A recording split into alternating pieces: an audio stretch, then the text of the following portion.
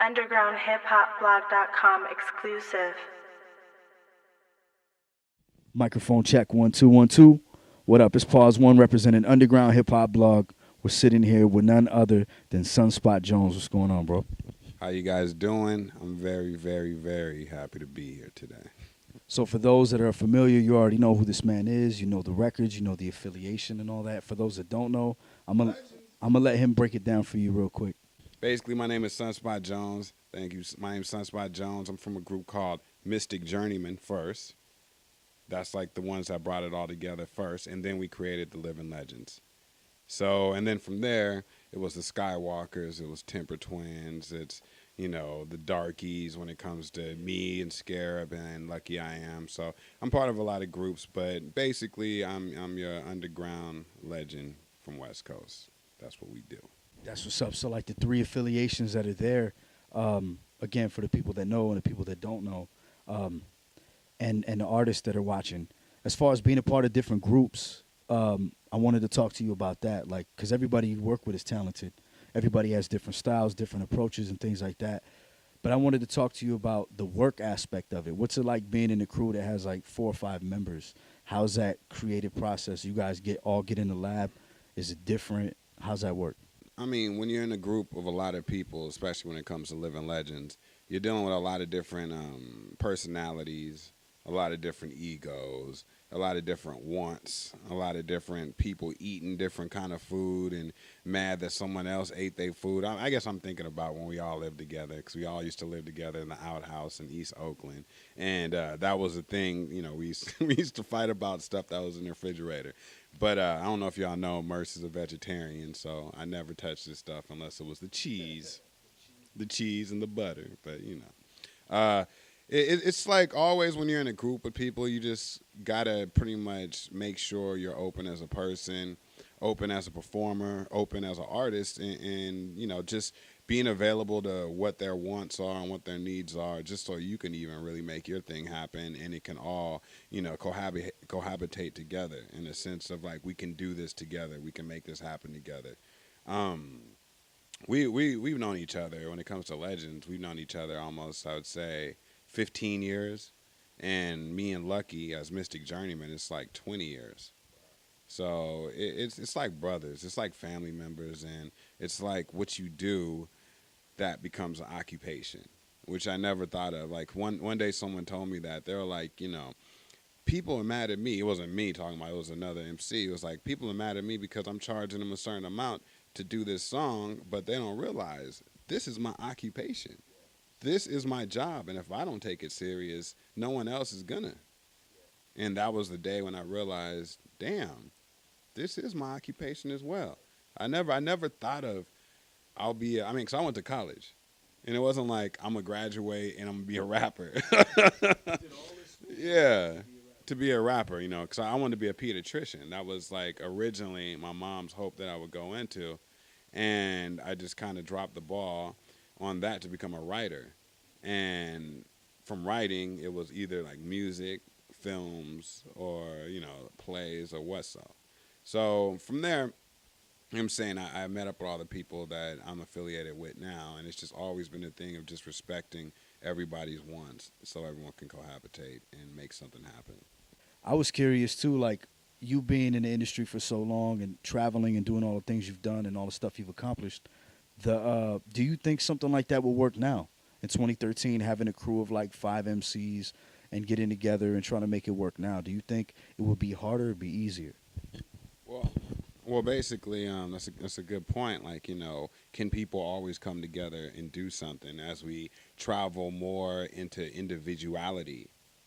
Right now, a lot of things are based on individuality. Like, you don't need a lot of things or people to do stuff. You have YouTube, you have Twitter, you have Facebook, you have all these things that are sparking individuality in your nature, And I tell anyone that wants to be in a group, for one, it's not easy being in a group because you're going to have to answer to someone. Whenever you're in a group, you're going to have your ideas, but like I said before, you're going to have to be able to cohabitate, be with this person and make stuff happen. Do I think it could happen right now? I think it's still happening. Like we saw with the Visionaries the other day, you have, groups like the Sand People up in Oregon. You have Zion I. They have a group of people they're with. You know, like Deuce Eclipse. It's a thing of like whenever you have friends. Because when I first started having a group, the original Mystic Journeyman, before Lucky was even in the picture, I was in a group with 3 other people, and we were the Mystic Journeymen. And that was because I didn't get along with the other people that I was rapping with. You know, it just didn't work. I was in a group with one other person, and actually that was the original Mystic Journeyman, me and this other person, and we just butt heads so much. And it got to the point where I was like, why am I in a group with someone I don't even get along with? Like, that doesn't, I mean, we're going to create magic, but not get along? That doesn't even make sense. So then I made the next group with just the people that were around me, my friends. I forced them to rap. I wrote their raps, and I'm like, you're going to say this rap. You're going to do this. Yeah, you're going to do it like this. And, I mean, I'm a little militant to it the way I am. I mean, anyone that knows me, they'll be like, you know, Sunspot can be a fucking asshole when he's really focused on what he wants. And that's only because I see the potential in the person I'm dealing with. And a lot of times it's hard for them to see it because it's new to them, you know? And they need someone to go, yo, I believe in you. You are fresh. Everything you're doing is dope. You just got to believe it's dope, you know? So that's what I'm saying. So in the beginning, it was with, you know, other people that I forced. And then it turned into, you know, they had to go to school. They had other life things. They had things that I had nothing to do with and I had to respect. And then I got with Lucky, and I was like, Lucky, I want you to be in this group with me. It was another moment where we were friends. He had flown up to the Bay, and he was hanging out with this girl. So always chicks, you know how it is. He was hanging out with this one chick. She was best friends with this other chick. Didn't I tell you to turn the phone off, boy? No, I'm just joking. No, she was friend. I know. See, I'm telling you now, you got to do some push-ups, 12 of them right now. Now, it is a thing of they were friends. Did you just turn it on again? Is that the Metro phone? I mean, come on, man. Damn. Hold on. Sergeant! All right, you lucky my sergeant's indisposed. But, there you go. There you go. No girl push-ups. Come on, soldier. Right now. So I just made it with friends, and from there, I just realized if you don't work with people that are your friends, first and foremost, it's going to be something that doesn't work out in the end. You know, it's not going to work out. So that was, I'm hoping, the point that you was asking me. You really touched on it with social media plays a big part, too, because the individuality, like I run my Instagram, I run my Twitter. I'm not saying me, but I'm saying individuals. So it's kind of like if they got to choose between like posting some group stuff or posting some solo stuff, I'm talking about like artists coming out now, they're going to do themselves. It reminds me it reminds me of playing ball, like playing football on the street where like everybody wanted to play, but nobody wanted to block the quarterback. So everybody was a wide receiver. So as soon as he says hike, everybody ran and he's by himself. So because nobody blocked and everybody wants to complain that we're losing, but it's like, yo, if we rotate and everybody plays their part. But again, it goes back to the individuality and the way people are, stuff like that. So I mean, the answer is not to cut you off. Can this work right now with a group of people? I think if we all push aside the individuality, you know, aspect, even in life when it comes to community, if we all can just work together, then it can be something bigger. So I think if people just get back to that moment, then yeah, we can see a lot more groups. Because I like when a lot of people, when there's an ensemble of some sort, I like that because there's a lot of MCs, I see them or I hear their music and I'm like, I don't even like your album. That shit sucks. But then I hear them cameoed in someone else's and they kill the song. I'm like, damn, you just killed it. It's like we love diversity as people. We love different aspects. We love 31 flavors. We love Baskin and Robbins. We love to have our choice and to eat it all. We were talking off camera about the creative process, and I was tripping out on the fact that the way you do your quality control and the fact that there's a lack of quality control in hip hop, and us as artists, we should be our own worst critics and we should be our own filter and watch what we put out and be conscious of what we put out. But people don't tend to do that. As soon as they're done, they slap it out. But I wanted to talk to you about your process creating the album. I think the creative process when it comes to me it's definitely a creative process that I have to watchdog. I have to like be able to watch what I'm doing. Yeah, we are in that time and age where we do have Piff, we have SoundCloud, we have YouTube, all these forms of instant gratification of getting it up, that is available for us. But the whole point is just because you can get it up right now does not mean you need to get it up right now. A lot of people don't hone their skills anymore. They don't see, okay, I need to like practice, I need to like make this the best it could be and then put it out.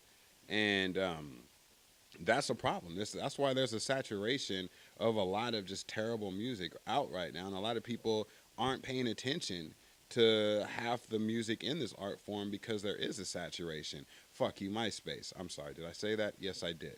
MySpace is the original fuck uppers of this moment because you could just upload anything, and the moment that you upload it, it's real. Yeah.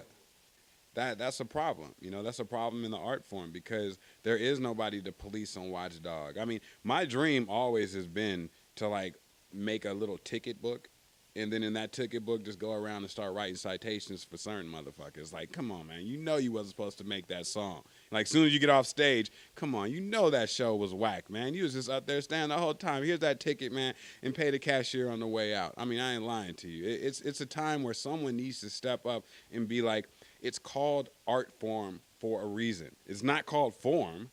It's called art form. So let's get back to the art. And I mean, I police myself the biggest. Like I said, I make per album, I at least make 200 songs. And out of those 200 songs, all the rest is whack. No, I'm just joking. No, out of the 200 songs, there are some whack ones. I'm not gonna lie. I mean, I'm not gonna say every song I make is the best song I've ever made. And that might be me thinking it's whack where I play it for someone else. They're like, "Are you crazy?" Like I first made Angels with Dirty Faces, that one song, we are there, right there. And I played it for a couple of people, and they were like, all right, that's cool, yeah, that's cool. And then I was like, well, I don't even know if I like your reaction, and I don't even know if I like this song, so let me erase it. And I was going to erase it. They're like, oh, you doing? What are you doing? Yeah. And, in the end, that became one of the biggest songs I've ever done. And we appreciate you for that because it's always dope. You know what I mean? Talking about the concept, how like it has to play into the overall theme and the story of everything. Art, hip hop being art, writing and things like that, crafting songs, beat selection, all of that. But outside of hip hop, I'm seeing some of this dope artwork around here. I don't know if a lot of these people will be able to see it, but it's very dope. Let's talk about some of the art that you do. Well, like I said, I always was a writer. I mean, even ever since I was a kid, even before like I knew I was gonna be a writer, I'm an only child, so I always like dealt with my own imagination, and my imagination was my brother and sister. So I've always been drawing, always been writing. I never really put out any of the artwork that I did in the past because I thought it sucked, for one, and it didn't have like a point to where, I mean, I'm very big on concept. I'm very big, like, if I'm going to do something, it has to lead to something else. And also in my group, especially when it came to Living Legends, Eli's an artist, Picasso's an artist, when it comes to drawing stuff. And I just felt like there was already enough. That lane was already handled, and I don't need to be another person that comes out with something and even take away from theirs, Not like mine is better or worse. It's just that's their lane. Don't, take other people's lane, especially when you're getting some sort of, exposure. And then just recently, I was working on a TV show, and in the TV show, I was writing a TV show about this guy that moves from Oakland that was moving to LA to be a comic strip artist. And at that time, I was like, well, shit, I need to make some artwork for him. When I start shooting this, I want to make sure, it's the artwork I want it to be. I don't really want to get anyone else to do it. I'd rather just try it and see what happens.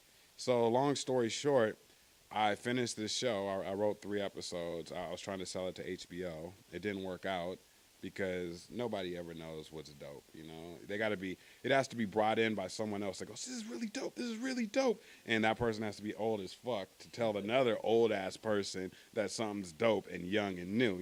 So at that time, I just basically was like, well, I'm gonna create these characters for the show, and one of them was the Monopoly Man, like in all these different situations, and I found out not too long after that there's another dude doing Monopoly shit, and his shit is big as fuck. I don't know if you know about him, but he draws the Monopoly Man on the DJ table and all that shit, and I mean it's big respect, but I was just like, well, it kind of just downplay the whole idea of keep doing the Monopoly Man shit, and then I wanted to come up with something that was positive anyway, so I came up with Bubbles the Brave. And that's this character, you're like, is he a pig? No. Is he a bear? No. It's Bubbles, it's Bubbles. Like, that's like the theme shit. And it was something positive, because I just only want to be a part of something positive. And it was something that I felt like, it's something I can just really put my soul behind for the children as well. And that's when I was like, you know what? I should just make this a children's story, because I've always wanted to do a children's story. And from there, I just created the children's story, which you see on the wall. And from there, I basically just kept growing and growing with Bubble stuff to where now it's about to be a stop motion short. I'm trying to find an animator, and the first book is done. And, it's going to be something good for your kids to see, as well as, older people. I'm trying to get in that Hello Kitty realm. You feel me? Like like Sanrio is running shit. I love to do it. I got my little things like, I'm sewing shit myself. I sewed this shit myself. That's how serious I am about putting out my concepts and putting shit together. And, it's just another lane I'm trying to go with. It almost goes full circle with what you went to school for, because you went to school to help kids, right? Yeah. So if you think about it, so you not only did that with music, but now you're doing it with art, and now you're doing it with film. Yep. So speaking of film, I wanted to talk to you about ISIS Dynasty. Oh, man. And that's... Let's first show the people the poster, ISIS Dynasty. It stars Fatima Washington. It stars Faison Love. It stars Paula J. Parker. And it stars Johnny Three Nuts, the progressive man, but also just a crazy man.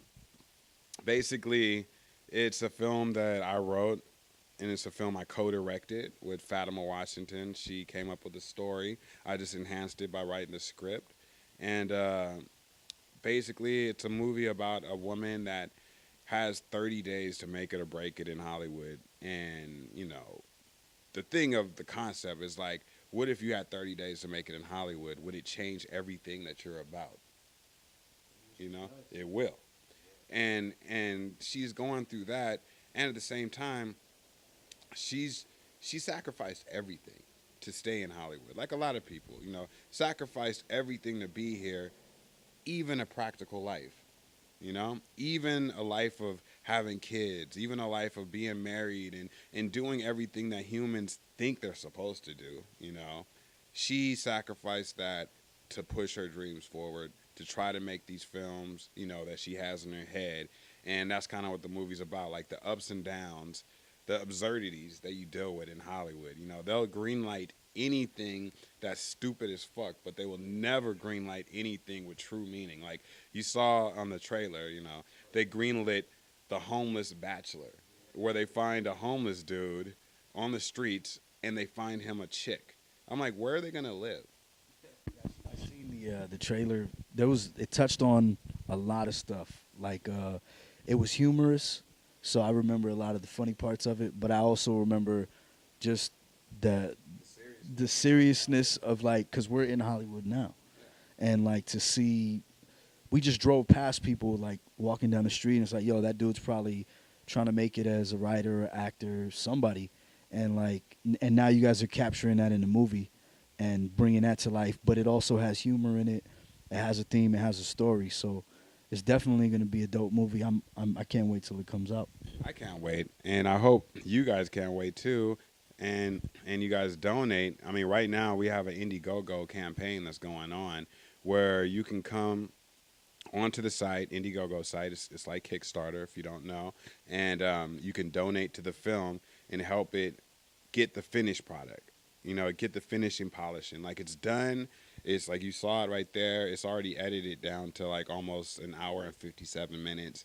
What we're gonna do is we need money to get the last of the audio mixing done, some of the last of the polishing done. Like I edited the film, she edited the film, and I can edit. Like that's along with the other things I do. But we just need someone that's a professional to cut like probably another 12 minutes from it. So it could be somewhere around 1 hour and 45 minutes. You know, one thing that you'll always find a problem with, I mean, this goes back to making songs too, is that it's hard for you to cut your own stuff. Like being so we shot it all, we're in love with a lot of the footage, you know? And we're like, no, that has to go in there. Wait, no, but that has to go in there. We need someone to kind of come in and do Nazi cuts. Be like, all right, I see what you're doing, but fuck that shit. We already got that there. So let's do this, cut that from there, and make, you know. So someone kind of with a similar mentality I have about being militant, you know, and getting stuff done, and just, you know, overrides and shows us, you know, ways, shortcuts. You know, a lot of times, you know, like I said with the songs, a lot of times you don't realize you don't need to put out 22 songs on a CD. You did it all in 14 songs. Everything else is overkill. So that's kind of with the film, you know. Make sure you kill all the, you know, you take out all the overkill, and then you make it as clean and digestible and understandable for the viewer. IndieGoGo, if they want to support the film. You can look at the right here. If you want to support the film, look at the Chiron right here. It says where to go, and you can donate right now and support not just independent film, but support something that's good, you know, something that's positive, and something that actually leads to you understanding more about yourself. Because this is based on an almost true story, but this is about anybody that's trying to obtain their dreams, you know? It's like you have to go through the ups and downs and figure out who you are and deal with a lot of craziness just to even get to the heights that you want to. You have to have the patience, first and foremost.